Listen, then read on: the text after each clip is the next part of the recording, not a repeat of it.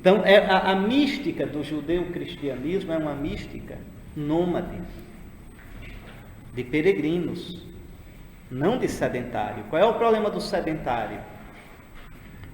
O sedentário não caminha. O sedentário constrói muralhas, portas seguras e se estabelece ali. Mais tarde, o profeta Oséias vai se queixar em nome de Deus. Israel esqueceu seu Deus e construiu palácios. Pronto, sedentarizou-se. E aí vem o pecado. O que é que Deus faz para corrigir Israel? Arranca-o da terra. Toma Jerusalém, toma o templo, destrói a arca, destrói a monarquia e coloca o povo para o exílio. Pronto. Israel vai ter que voltar para o deserto. Aquilo que se coloca, sobretudo os religiosos, de modo tão romântico, na verdade é um desastre. Eu vou seduzi-la, vou levá-la ao deserto e vou lhe falar ao coração. O que é isso que é tão bonito? Eu vou levá-la para a Babilônia. Eu vou tomar tudo, vou levá-la para a miséria, para a crise do exílio. E ali eu vou lhe falar ao coração. Eu vou fazê-lo voltar a ser nômade. A ser nômade. Então, a mística do nômade, do peregrino diante de Deus, é a mística do Antigo e do Novo Testamento. É só vocês olharem quando quiserem um consolo, quando estiverem para baixo mesmo, se acabando, leiam Hebreus 11. É a mística do nômade. Ali está o nosso DNA. Homens, mulheres que viveram como peregrinos na terra, habitando debaixo de tendas, porque esperavam a cidade que Deus lhes construiu. Não nesse mundo. Então essa é a nossa mística, essa é a mística do homem da Bíblia. Do homem da Bíblia. É interessante. Então desprender-se para ser livre e maduro em relação a Deus. Quem não se desprende não caminha e não é disponível. O autor da carta aos Hebreus nos recomenda largar o fardo, os fardos de nossos apegos, que se tornam, por isso mesmo, fardos de pecado. Fardos de pecado. E correr para o Cristo, nosso lugar de encontro e nossa meta. Abraão não sabe, mas ele está caminhando para Cristo. Ele está esperando uma terra. Ele nem desconfia que a terra que Deus vai dar a ele não é um pedaço de chão. É uma coisa muito mais incrível e maior. Portanto, também nós, com tal nuvem de testemunhas ao nosso redor, rejeitando todo fardo e o pecado que nos envolve, corramos com perseverança para o certame que nos é proposto, com os olhos fixos naquele que é o autor e realizador da fé, Jesus. Veja, é a atitude daquele cego de Jericó, que deixando sua capa, levantou-se e foi até Jesus. Temos nós, nossas capas, cheias de bens, esmolas, migalhas da vida. Sabemos deixá-las para ir ao encontro daquele que nos chamou e nos espera? Que coisas me prendem? Que ideias, sentimentos, pessoas, situações me impedem de ser generoso e livre? Quais os meus fardos de pecado? Abraão é livre diante de Deus. Em Abraão vemos a liberdade que cresce com a generosidade, a pobreza que se faz rica. Abraão deixa, escolha logo, escolha. Daí nasce sempre a vida verdadeira, esquecendo-se de si, saindo do seu mundozinho e dos seus interesses, dando espaço para o outro e para os outros. Nosso Pai revela-se um homem que confia em Deus, que alimenta sua esperança com uma contínua generosidade.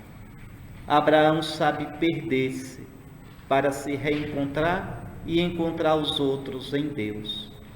Isso foi uma constante na sua existência.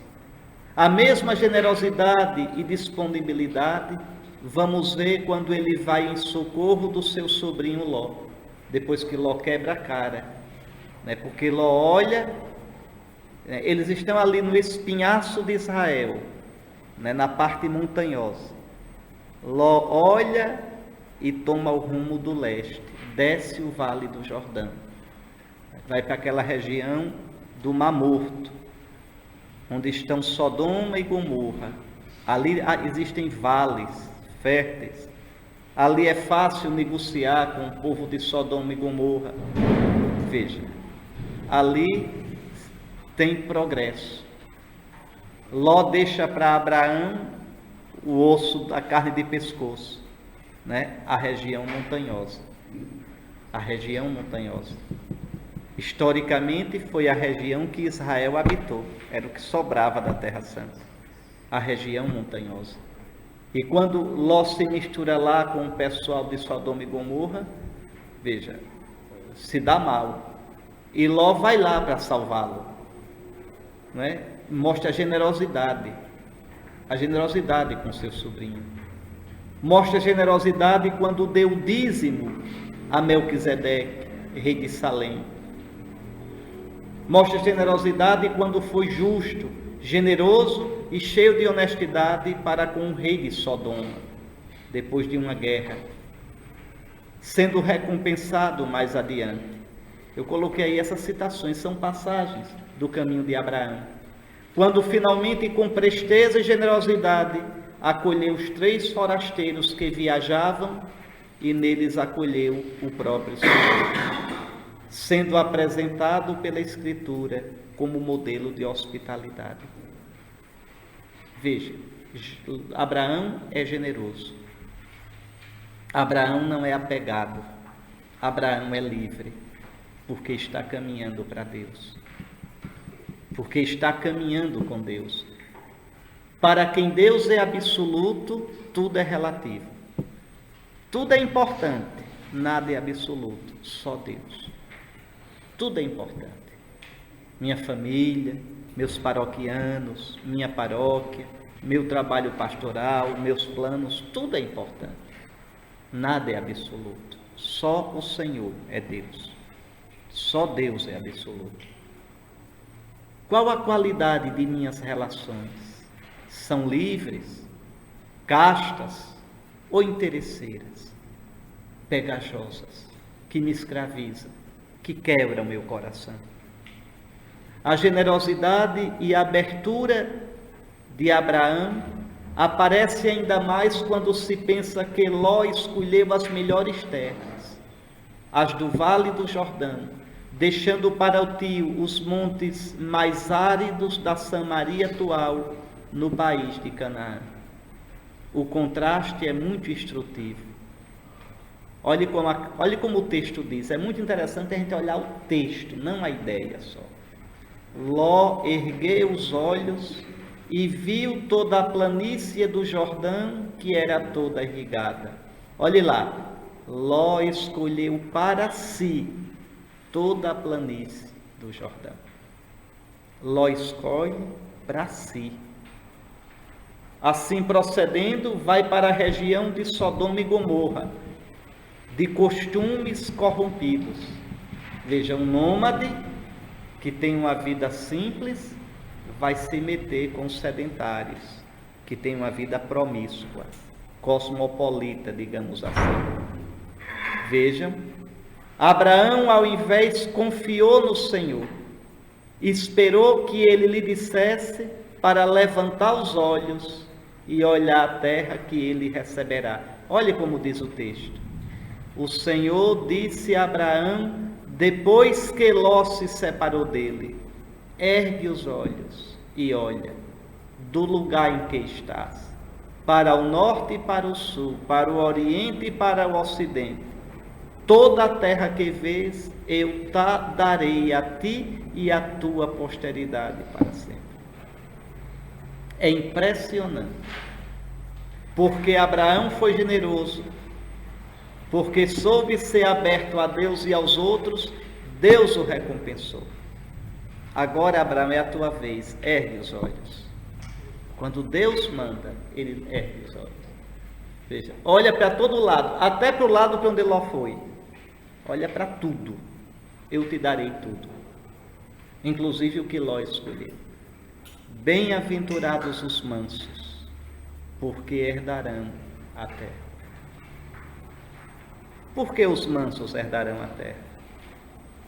Porque conquistam primeiro a terra mais difícil, o próprio coração.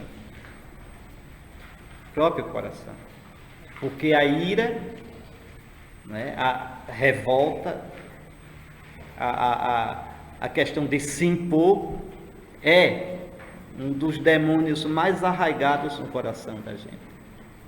Tem um texto no ofício de leitura, se não me engano, de São Doroteu de Gaza, que é muito interessante.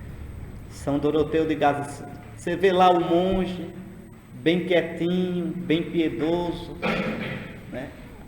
A mão debaixo do escapulário. Por que é que os monges colocam, né, para rezar? Os monges têm o costume de colocar as mãos embaixo do escapulário. Isso tem um sentido espiritual, ascético. É que os animais usam para se defender e para atacar as presas, no caso dos cachorros, né, um porco selvagem, os chifres, no caso do gado, veja, o homem usa a língua e as mãos. A língua e as mãos, para atacar e para se defender. Então, aquele que procura ser peregrino diante de Deus, guarda o silêncio, e as mãos embaixo do escapulário querem dizer isso. Eu me rendo. Eu não vou atacar, nem vou me defender. Eu coloco debaixo do jugo de Cristo as minhas mãos. Pois bem, aí você vê lá o monge piedoso, a mão debaixo do escapulário. São Doroteu de Gaza diz: quer ver mesmo se ele é virtuoso? Quer ver se ele caminhou? Mexe com ele. Cutuca. Faça raiva a ele. Aquilo que ele não gosta, você pise no calo dele. E você vai ver. Entende? Se ele realmente é manso ou não. Porque a nossa primeira tentação é, na hora, mostrar as garras. É na hora partir para o ataque. Né? Então veja, bem-aventurados os mansos, porque possuirão a terra. Por quê? O que é que me faz ser manso? Eu entrego a minha causa ao Senhor. Eu creio que existe um Deus. Eu entrego a minha causa ao Senhor. Como Jeremias, né? Não deixa de ser bonito. Jeremias sofrido, pisado, ele reza, ele não se vinga, ele pede que Deus o vingue. Vê, Senhor, o que dizem contra mim, paga-lhes. A gente pode ficar indignado com isso, mas como é que Jeremias, não é, reza: Senhor, vinga a minha causa, Senhor, dá-lhes em troca o que eles me fizeram. Melhor fazer isso, melhor rezar assim, do que a gente mesmo fazer. Entregue a Deus, que sabe o que fazer, como fazer e em que medida fazer. Porque de tanto pedir a Ele, não pense que Ele vai fazer como a gente quer. Ele vai ensinar a gente a ver e a fazer como Ele vê e faz. Danado é quando a gente se fecha na gente, na nossa lógica, na nossa medida. Aquele irmão me fez isso, ele que espera. Na primeira oportunidade eu pego. Veja, olha aí o diabo. Era melhor rezar pedindo a Nosso Senhor que o castigasse, do que ficar calado, preso em você, preparando a vingança. É aquela... No Nordeste a gente diz que quem fala sozinho fala com o cão. Né? O cão é o diabo lá da gente. Né? E isso é verdade, né? O cão dos infernos. Né? Então veja, isso é verdade.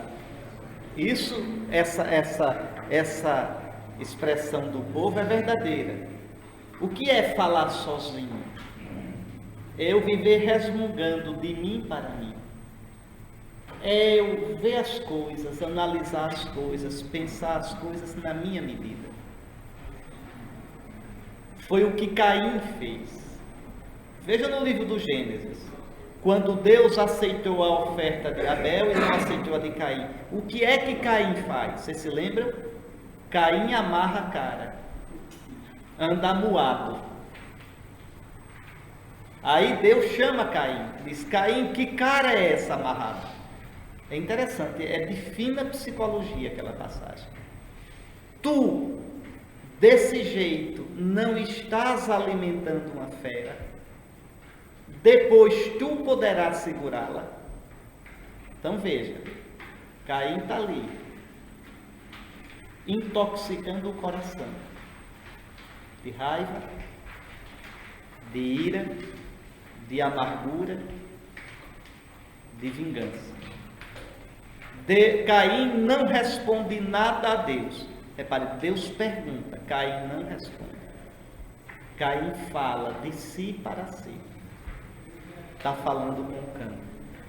Aí Satanás faz a festa no coração assim. Caim sai dali e diz ao irmão, vamos ao campo. E mata. Veja, melhor Jeremias, que zangado desabafa com Deus. Quando tiverem que não suportam mais uma situação, um paroquiano, um irmão do sacerdócio, o bispo, o que for. Se não suportarem mais, vão reclamar com o nosso Senhor. Chegue diante do nosso Senhor e xingue à vontade. Fale tudo o que vocês tiverem para falar. Contem, vê, Senhor, o que Ele fez. Vê se tem jeito o que Ele fez. Conte, faz bem.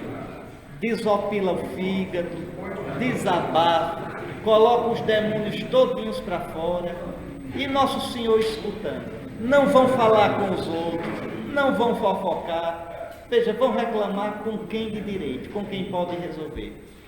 Digam, peçam o que quiser. Deus vai rir, vai consolar você. O que você disse que é aproveitável, Ele vai aproveitar. O que você disse de besteira, Ele vai deixar e desconsiderar. Veja, e você de rezar tanto, vai terminar dizendo, Senhor, tem também piedade de mim, que sou igualzinho a esse outro. Repara o que eu estou pedindo, repara o que eu estou dizendo, repara o que eu estou fazendo. Seja feita a tua vontade, Senhor. Nisso a oração é uma terapia excelente. Então não tenham medo, podem pedir o que quiser. Santo Agostinho diz que a gente pede o que quiser e Deus escuta como Ele quer. Então nem se preocupe. Podem rezar. Né? Então, Abraão é manso. Enquanto Ló buscou a terra melhor e de modo imediato, Deus prometeu a Abraão toda a terra, mas não agora. Eu te darei no futuro, mas para sempre. A gente pode perguntar, tenho sabido confiar? Tenho sido manso? Ou imponho, exijo, sou imediatista? Confio no Senhor e na sua providência? Sei confiar ao Senhor os meus cuidados? Sei esperar no Senhor? Como é o meu relacionamento com os bens materiais? Escolho para mim ou procuro as escolhas do Senhor?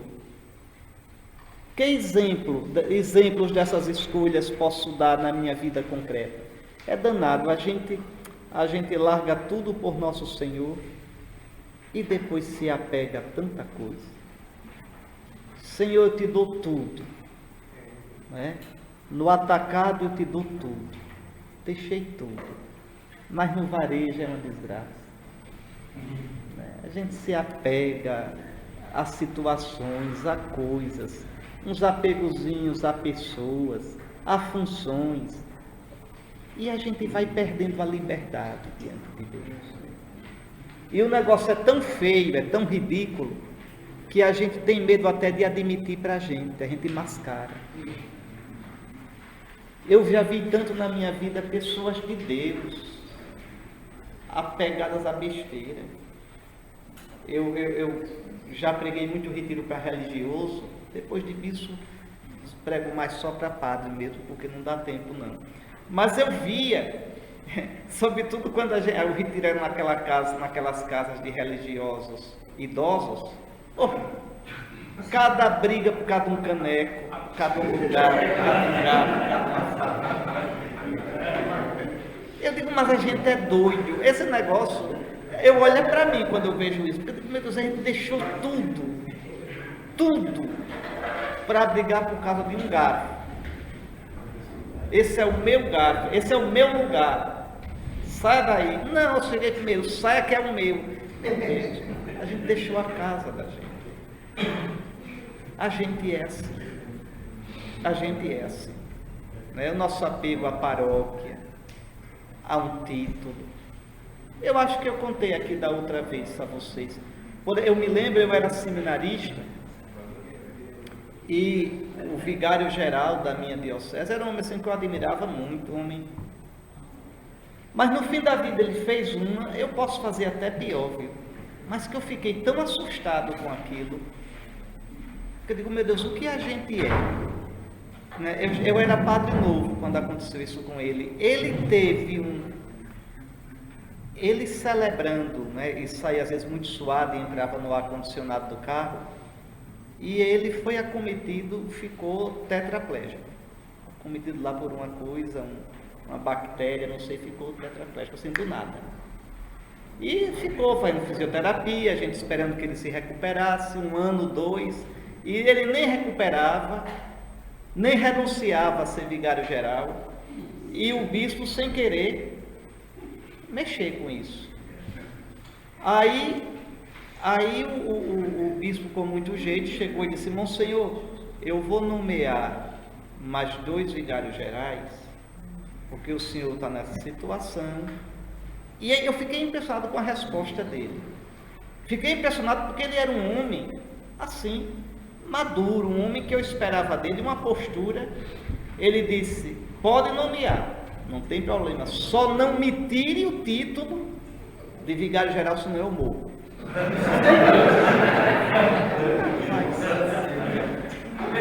Me dá tristeza. Me dá, o que é um título, minha gente? Vocês estão rindo, mas vocês são iguaizinhos, a gente é a mesma coisa. Pode não ser título de vigário-geral, mas pode ser às vezes uma paróquia, pode ser às vezes uma besteira. A gente é uma coisa triste às vezes, né? A gente é uma coisa triste. Vocês se lembram da história da monja que eu contei para vocês? Lembram? Lembra da monja? Da privada? Pronto. Não lembra não? Então não ouviu, porque aquela ninguém esquece não. Foi a monja ela está viva ainda, mas acho que não escuta mais não, você já está velhinha. A monja, veja, foi funcionária do governo, do antigo INPS.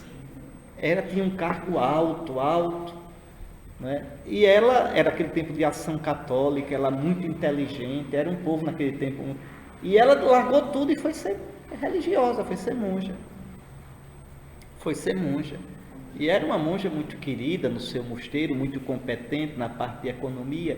E a superiora, a abadesa, pediu que ela fosse transferida, que ela fosse passar um tempo numa fundação, porque a fundação estava precisando de alguém que ajustasse economicamente a fundação.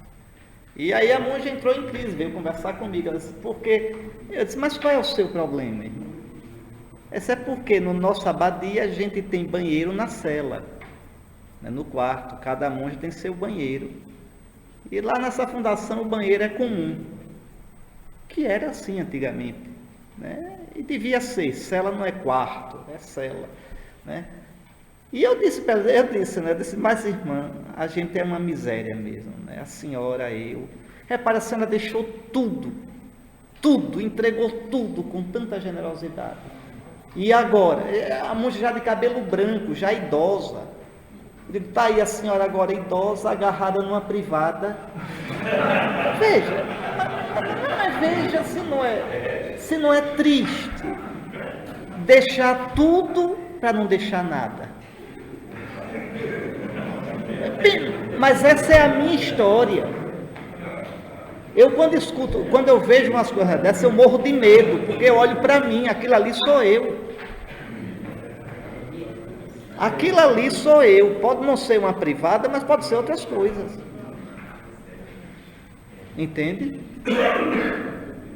Veja, eu disse um sim generoso a Nosso Senhor. E agora eu não vou porque ali aquela privada é só minha. E eu não quero tropeçar nisso, minha gente. Né? A gente tropeça.